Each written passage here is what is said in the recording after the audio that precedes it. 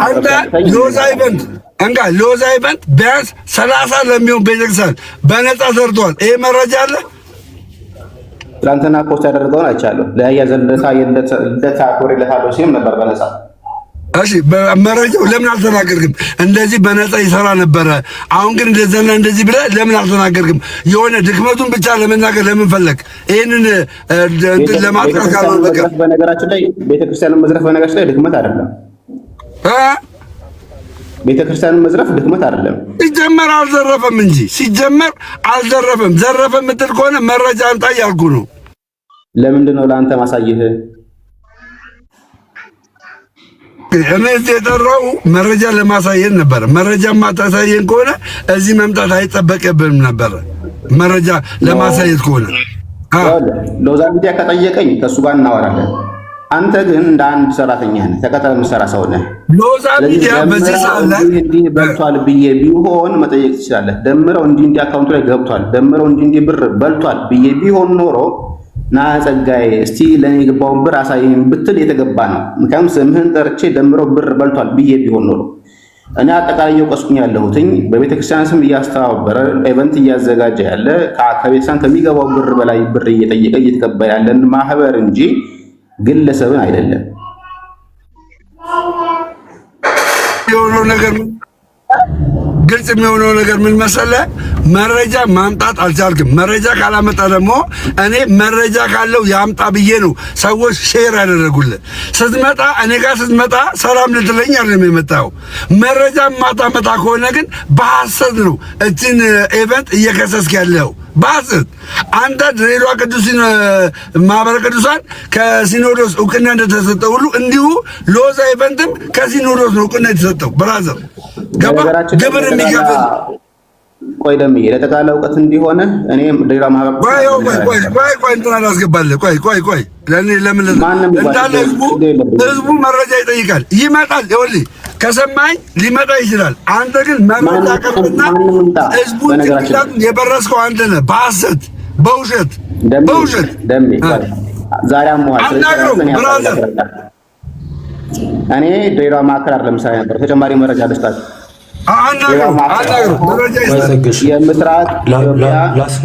ምስራቅ ማስተባበሪያ ነበር የምሰራው። ምስራቅ ኢትዮጵያ ነበር ማስተባበረው። አፋር፣ ድሬዳዋ፣ ጅጅጋ፣ ሐረርጌና አሰበ ተፈሪ አስተባባሪ ነበርኩኝ። የበላይ በቅበተ እምነት ዘርፍም ኃላፊ ነበርኩኝ። ስለዚህ የድሬዳዋ ሳይሆን የምስራቅ ኢትዮጵያ ኃላፊ ነበርኩኝ። በምስራቅ ኢትዮጵያ ላይ ማህበረ ቅዱሳን ላይ መረጃ አለኝ ብለህ ኮምፒውተር አሳይተሃል። ኖ አንተ አከኛ እንድትሆን አማር እኔ አልደግፍህማ። ለመሰለ እኔ በሎዛ ስር ቆይ አንድ አዳምጠኛ። እኔ በሎዛ ስር እስካለው ድረስ አንተ መረጃ ብለህ የሆነ የኮምፒውተር ጽሑፍ አሳየህና ያንን የኮምፒውተር ጽሑፍ በትክክል ሰው እየበዛ ይመጣል አይታወቅም። ሎዛም ሊመጣ ይችላል። አንተ መረጃ ካሳየ ሎዛ የማይመጣበት ምክንያት የለም። ይኸው መረጃን አሳይ መረጃ ማንም ይመጣ ችግር የለብኝም። አሳያ መረጃን ካልፈራ ለምንድን ነው ማሳየህ? በቃ ውሸታምና በውሸት ለምን ስም ታጠፋለህ? አንተ ኢትዮጵያ ውስጥ የምትኖር ማለት ነው። ኡጋንዳ ስላለ ነው። ስማኝ ኡጋንዳ ስላለ ይሆናል ትጠየቅ ነበር። በህግ ነበር ሎዛ የምትጠይቅ አንተ በህግ ስም በማጥፋት ወንጀል ሊያስገድለኝም ይችል ነበር። ኖ እኛ እናስገድልም። እኛ ክርስቲያኖች ነን፣ አናስገድልም። ገባይ በስጋ የእጅን የምታገኝበት ነገር ግን ውሸት ነው። ይኸው አናግረው። ኤክሶ አንተና ሼር አደረግለት። አናግረው ማለት ቅድምም ምንም ያልኩ ነገር አለ። በሎዛ ኢቨንት ለተባበረው ስርዓት ውስጥ አንድ ላይ ያንን ማሰባሰቢያ ሲያስተባብሩ የነበሩት እንዳለ አንድ ፕላትፎርም ላይ ቀርበው ከደብሩም እነዛን ውሎች ሲዋዋሉ ሲስማሙበት የነበረው እንዳለ ቀርበው መወያየት አለባቸው። ምን መሰለህ ለሱ ሰጥቶታል። ቆይ ይቅርታ፣ ለሱ ሰጥቶታል። እሱ ደግሞ ሚዲያ ላይ ወጣው የሰጡትን መረጃ ያምጣ። እውነተኛ ከሆነ ያምጣ። ከዛ በኋላ እኛ የደብሩን ኃላፊዎች ኮሚቴዎች ኑ እንላለን። እሱ ግን የያዘው መረጃ ውሸት ነው። ውሸት። ይኸው እኔ በሙሉ ኮንፊደንስ ነው የምናገረው፣ ስለ ሎዛ በሙሉ ኮንፊደንስ ነው የምናገረው። ጸጌ አምጣ መረጃውን፣ አለበለዚያ ውሸት ነው። ውሸትን ይዘህ ነው ራስህ የምትወስደው። መረጃን ካላሳየ ማለት ነው ውሸት ነው። ይሄን ቪዲዮ ቴንክ ዩ። ይኸው በትልቁ ለዚህ መረጃ የምታወራው በትክክል አሳይ፣ በትክክል መረጃ የምታወራው አሳይ፣ በትክክል ይነበብ። ይኸው ይነበብ፣ ይኸው እሺ ይነበብ። ስለዚህ መረጃ የምታወራው ምንም እየታየ አይደለም። አንብበው። እሺ ታረኝ መላክ ታረው ካሜራ አስጠግቼ እላለሁ በደንብ አድርጌ። እሺ አባሪ ሰነድ አንድ ይላል። በዚህ ፕሮጀክት የወጣው ወጪ ዝርዝር ነው የሚለው። ወጪ ዝርዝር ነው የሚለው። ውል ነው ያልኩ። ወጪ ዝርዝር ሳይሆን ውል ነው ያልኩ። ውሉ ነው የምታመጣው። እሺ ወጪ ዝርዝር ለማን እንዳወጣው ሁሉ ትናገራለህ። ለሎዛ ነው፣ ለራማ ሚዲያ ነው፣ ለማን እንደሆነ በግልጽ ታስቀምጣለህ። ገባ? ለራማ ሚዲያ የሆነውን አይመለከተኝም። ራማ ሚዲያን መጠየቅ ትችላለህ። እኔ የምጠይቅህ ስለ ሎዛ ሚዲያ ነው።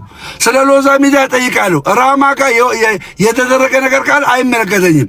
ይሄኛው ደግሞ ከማን እንደሆነ ተናገር። ከማን እንደሆነ መቼ ነው ቀኑ? ቀኑ መቼ ነው? ሎዛ ሚዲያ እዚህ ላይ አለበት እኮ። ሎዛ ሚዲያ አለበት ወይ? እዚህ ላይ ሎዛ ሚዲያ አለበት ወይ? ማህተብ በዛ ላይ የለውም። ማህተቡን አሳየን። ማህተቡን አሳየኛል። እሺ ይኸው ማህተቡ አሳየኝ። ይኸው ማህተቡ ይሄ ማህተብ ነው። እግዚአብሔር አሳያችሁ፣ እግዚአብሔር አሳያችሁ። የቤተ ክርስቲያን ማህተብ ይሄ ነው። ምን ይላል? የኔ ተወዳጆች፣ የኔ ወዳጆች፣ እናንተ ለቤተ ክርስቲያን ቀናኢ የሆናችሁ ይሄ ማህተብ አይደለም። ይሄ እኛን ሎዛን አይመለከትም። ጸጋዬ ውሸታም ነህ። ይሄ ሎዛን አይመለከትም። ማህተቡም ህገወጥ የሆነ ማህተብ ፎርጅድ ነው። ይሄ መረጃ ብለህ አውጥተህ ስም ማጥፋት ወንጀል የሰራው አንተ የቤተ ክርስቲያን ጠላት ነህ። አንተ የቤተ ክርስቲያን ከዛ ላይ ይቻላልም ይቅርታ ካልጠየቅ ደምዬ መፈራ መስሎህ ነው እንደዚህ እያወራህ ያለው። እኔ ምን ማለት እኔ ምን አልገል አልመጣ አልደበድብ። ይሄኛው ማህተቡ አይነበብ፣ ማህተቡ አይነበብ። ሲጀመር ሎዛን አይመለከት። ለምን ራማ አላልክም? ራማ ለምን አላልክም? ሎዛን አይመለከት። በዚህ ደብዳቤ ላይ ቆይ ኤክሶድ በዚህ ደብዳቤ ላይ ስም ጠርሼ የተናገርኩትኝ ለጊዜ ሚዲያ ብቻ ነው። በዚህ ደብዳቤ ላይ ቪዲዮዬን ያየ ሰው በደምብ ስማ። ማይክል ሚውት አድርግና ከቻልክ ደግሞ በዚህ ደብዳቤ ላይ ስም ጠቅሼ የተናገርኩትኝ ለጊዜ ሚዲያ 25,000 ብር ተከፈለ ብዬ ብቻ ነው። ከዛ ውጪ በዚህ ይሄን ዶክመንት ሳሳይ ለሎዛ ሚዲያ ይሄን የሚያክል ብር ተቀብሏል ብዬ ያቀረብኩበት ቪዲዮ ካለ ማንም ሰው ሊያቀርብልኝ ይችላል። ይሄን ሎዛ ሚዲያ ብር አልተቀበለም። ቆይ ደሜ ተረጋጋ። አሁንም ስሜታዊ የሆንክ ነው። በዚህ ደብዳቤ ላይ ስም ጠቅሼ እዚህ ደብዳቤ ላይ ተጠቀሰ ስም አንብቤ የተናገርኩትኝ ለጊዜ ሚዲያ 5 ቁጥር ላይ ያለው ለጊዜ ሚዲያ 25,000 ብር ተከፈለ የሚል ብቻ ነው ያለው። ደብዳቤውንም ሳነበም ያነበብኩትኝ ይሄን ነገር ነው።